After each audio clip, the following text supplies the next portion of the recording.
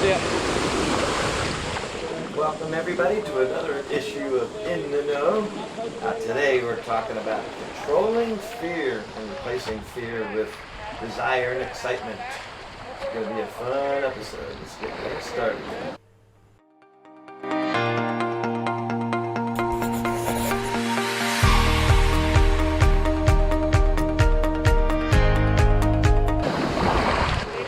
Watching today is Scott Elliston. He works for the FLW as a youth development guy, and he said, I want to learn how to whitewater kayak. So here we are at Rock Island, Tennessee. He's getting his initial skills, which he's learning to paddle, he's learning to peg out, keel out, get his paddle strokes down, a little bit of balancing so he doesn't fall over. And what he's not saying is I already taught him how to roll about 15 minutes earlier. So coming over and rolling up. So you may be way better kayaker than Scott is right now, but or you might be on the same level, just learning. Either way, this subject matters for you. This subject matter takes you for the rest of your life. So what is the subject, by the way, came from your comments on my YouTube channel, so make sure you leave your comment with ideas of future episodes. And don't forget to subscribe so you know when new videos come out. Alright, let's take a look. And let the boat, you'll feel the current will catch you as it should be over to the right. And you'll set up and roll. I'll be right there with it. Okay, the basic concept is pretty simple when it comes to fear, desire, and how it affects your performance on the water. If you're somebody who finds themselves getting locked up and really nervous and it's affecting your paddling, that's because your thought process is not where it needs to be. You're not focused on the right things. And focus is a really tough subject to talk about, and I'm going to try to make it as easy as possible. There's different types of focus, and that's really important. The type of focus you kayak best in is what's called a broad external focus. That is where you are noticing the things around you. You see the waves, you see the rocks, you see the trees on the side, you see the clouds in the sky, or feel the rain. You hear people talking around you, you hear sounds, you feel the wind. Broad external focus means you're focused on things outside of you. You're looking at them, listening to them, paying attention to them, and then you're able to respond to them. In other words, you're able to see the rock in front of you because you're focused on the things around you. Make a turn and go around the rock, for example. In contrary to that would be a narrow internal focus where you feel your heart rate, you feel your muscles feel tired. Or a broad internal focus where you start an internal monologue like, oh my God, I hope I don't flip over here, like that's scary and blah blah blah. Those focuses, they pretty much gonna mess up any run and make you perform at a much lower level than a broad external focus. So that's going to be our first trick, is how do you get in a broad external focus? There's several tricks. One of the tricks that I use most commonly, I use it for the World Championships, I use it for a hard rapid, I use it any time when I find myself talking to myself, and that is to start picking some external targets out. So the first thing I usually do is look down at the logo on my spray skirt, and I read Snapdragon, okay, and actually see the logo. I don't just glance and kind of recognize it. I look, and I notice that the logo's getting a little cracked. Maybe my skirt's getting a little old. Then I look up and I see if there's clouds in the sky. Follow that around by looking at the other paddlers around me and try to read their emotions and see what they're thinking, or even talk to them briefly. And then I look downstream when I'm about to peel out and I spot my first target. That exercise gets you in a broad external focus because you're going from one focal point, one target to the next, and something close to you, something far away, something out of the river, people around you, and then something in the river. That gets you on the right track. It also helps break up that internal monologue, which often is counterproductive. Let's listen as I try to get Scott in a broad external focus before he runs his first rapid.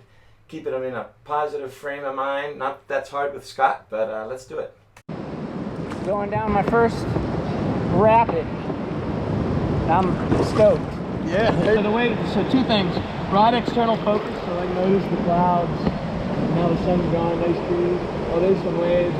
Oh, that's what the, know your target, a big eddy. Oh, look at the eddy. Oh, turn my boat to the eddy. Oh, okay. And not only will be the eddy be your target, but you'll be following my line too, so you have me as a target and then the eddy. Okay, now you're in a broad external focus. Now you've got the rapid in front of you.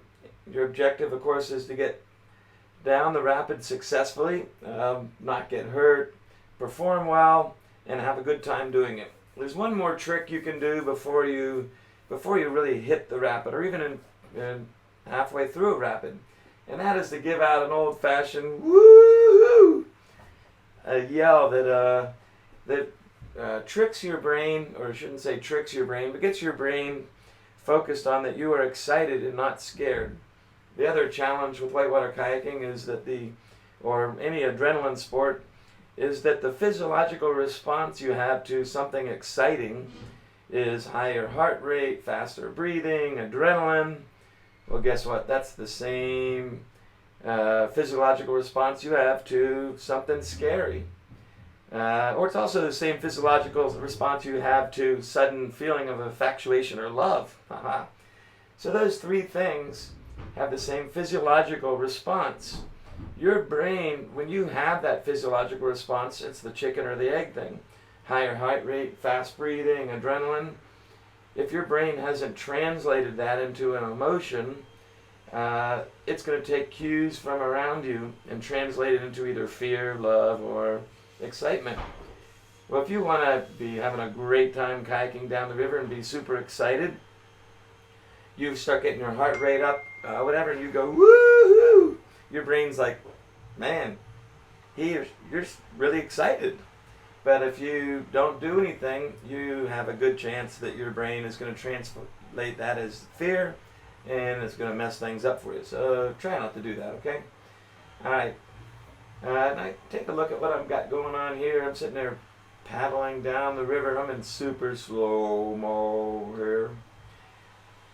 As you can see, my GoPro sees a lot of stuff around me, and it breaks down the rapids, and you can see what's going on in the rapids.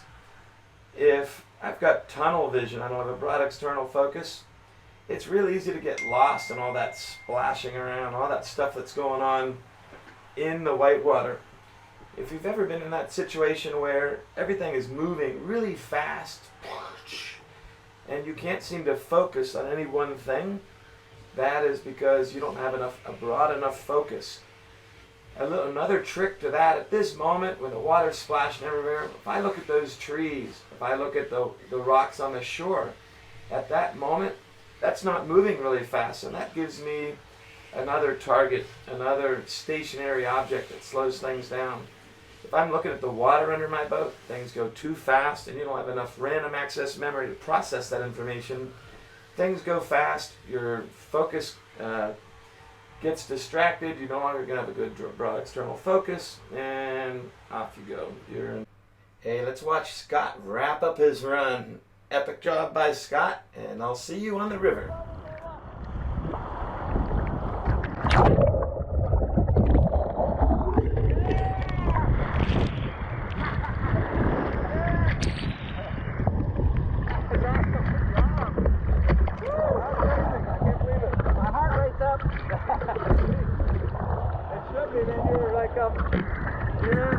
You were like out in the, like right on the edge of the fairway. I know, I felt like I was. Oh, I guess he's going for it. Nope, I wasn't trying to. That's awesome.